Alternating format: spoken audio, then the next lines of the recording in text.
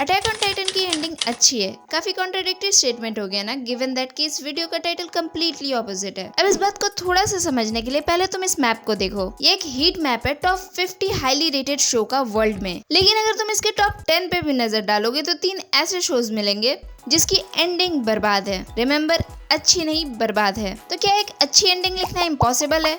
Well, impossible तो कुछ भी नहीं, लेकिन इस बात को हम पूरा एंडिंग में समझेंगे। फिलहाल ये समझ लेते हैं कि what went actually wrong with AOT। Point number 1, bad open endings. Open ending story open होती है इंटरप्रिटेशन के लिए। अभी ऑडियंस की थिंकिंग पे डिपेंड करता है कि वो किस एंडिंग को सही मानते हैं। Best example, parasite movie. अगर तुम ऑप्टिमिस्टिक हो तो ये मानते हो कि किम ने अपने फादर को छुड़ा लिया होगा उस घर से, उस घर को खरीद के। लेकिन अगर तुम ऑप्टिमिस्टिक नहीं हो, रियलिटी से एकदम चिपक के रहते हो, तो तुम ये बिलीव करोगे कि किम के लिए एक ड्रीम है जो शायद कभी सच ना हो। वेल, इट कम्प्लीटली डिपेंड्स कि तुम क्या सोचते हो। और अगर तुम इन दोनों में से किसी चीज को नहीं मानते तो तुम good for you. All I am saying is कि ओपन एंडिंग इंटरप्रिटेशन के लिए ओपन होती है। और अटैक ऑन टाइटन में जो हमें ओपन एंडिंग मिलती है वो ये है कि whether Mikasa died a virgin और not expected from a show जो इतना कॉम्प्लेक्स है, अपने कैरेक्टर के मोटिवेशन से लेके इसके लॉर्ड्स तक। पॉप कल्चर में one of the complex plot है AOT का। लेकिन हमारा क्वेश्चन क्या है कि मिकासा ने जॉन से शादी की या नहीं। और हाँ, मैं किसी तरीके से मिकासा के लव को डिसरिस्पेक्ट नहीं कर रहा, लेकिन ये एंडिंग और भी हाफ कुक लगती है because of this most controversial panel of AOT। Well, तुम आर्ग्यू कर सकते हो कि पैराडाइज आइलैंड का डिस्ट्रक्शन भी ओपन एंडेड है, हो सकता है, लेकिन ये थोड़ी ओपन एंडेड फील नहीं होती है क्योंकि वॉर और वायलेंस रिकरिंग थीम है इसी शो का। और मांगा का ये लाइन काइंड ऑफ प्रूफ करती है इस बात को कि अगर टाइटन एनिमीज है तो टाइटन से लड़ाई होगी, अगर कंट्रीज एनिमी है तो कंट्रीज से लड़ाई होगी।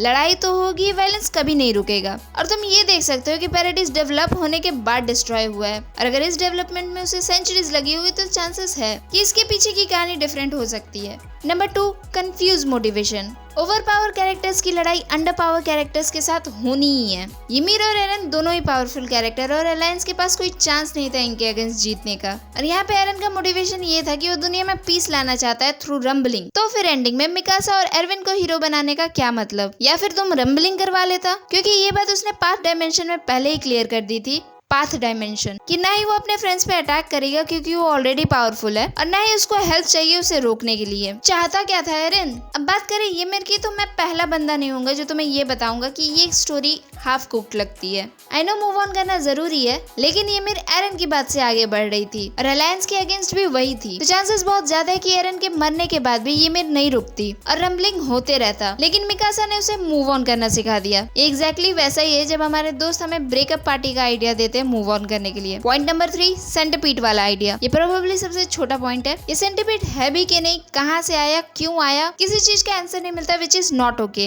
अटैक ऑन टाइटन में बहुत कुछ सुपर नेचुरल नहीं है सिवाय टाइटन्स के। यहाँ की पॉलिटिक्स, लोग, टेक्नोलॉजी सब हमारे डिसबिलीफ पे डिपेंडेंट है, और यहाँ पे इसकी एंडिंग सुपर नेचुरल से धीरे धीरे साईफाई की तरफ लगती है। पॉइंट नंबर 4, एरन को रिडेम्पशन जरूरी नहीं था। देखो, तुमको दुनिया में एरन के सपोर्टर्स भी मिल जाएंगे और वो भी मिलेंगे जो उसके अगेंस्ट है, लेकिन एरन का रिडेम्पशन ज्यादा सेंस नहीं बनाता। हम सब जानते हैं कि जेनोसाइड जस्टिफाइबल नहीं है, तो फिर एरविन को मास मर्डरिंग के लिए एरन को थैंक यू करना सही नहीं था, क्योंकि इस तरह एरविन अपने बात पे भी नहीं टिका रहा है कि रंबलिंग इम्पोर्टेंट था उसके तरफ से। और ये सिर्फ कंफ्यूजन क्रिएट करता है क्योंकि 4 सीजन एरन का ग्रोथ ये डिसीजन पे लेकर आया था उसे, और फिर एंड आते आते उसने एरविन और मिकासा को हीरो बना दिया था। फिर यूथनाइजेशन वाले प्लान में क्या प्रॉब्लम था? एरविन चाहता क्या था? याद है मैंने वीडियो के स्टार्टिंग में कहा था अटैक ऑन टाइटन की एंडिंग अच्छी है, और जैसे मैंने बताया कि टॉप 10 रेटेड शो में भी 3 ऐसा शो है जिसकी एंडिंग बर्बाद है। एग्जाम्पल के लिए शर्लॉक होम्स। शर्लॉक के लास्ट सीजन में विलन होती है माइक्रोफ्ट और शर्लॉक की बहन, और इस शो के सबसे स्मार्टेस्ट कैरेक्टर उस कैरेक्टर के सामने हार जाते हैं जो उसी सीजन आया होता है। शर्लॉक माइक्रोफ्ट को लिटरली ब्रिटिश गवर्नमेंट बुलाता है, एक कंट्री का गवर्नमेंट, और शर्लॉक की स्मार्टनेस पे क्वेश्चन तो नहीं किया जा सकता। तो इसे कहते हैं बर्बाद एंडिंग। तुम कैरेक्टर के सारे डेवलपमेंट भूल जाओ जस्ट बिकॉज तुम्हारे पास एक ऐसा विलन है जिसके पास अच्छा सेटअप नहीं है, और फोकस करो कि विलन कितना ओवर पावर है। सोप्रानोस मैंने देखी नहीं और गेम ऑफ थ्रोन्स आज बात नहीं करते हैं इस पे,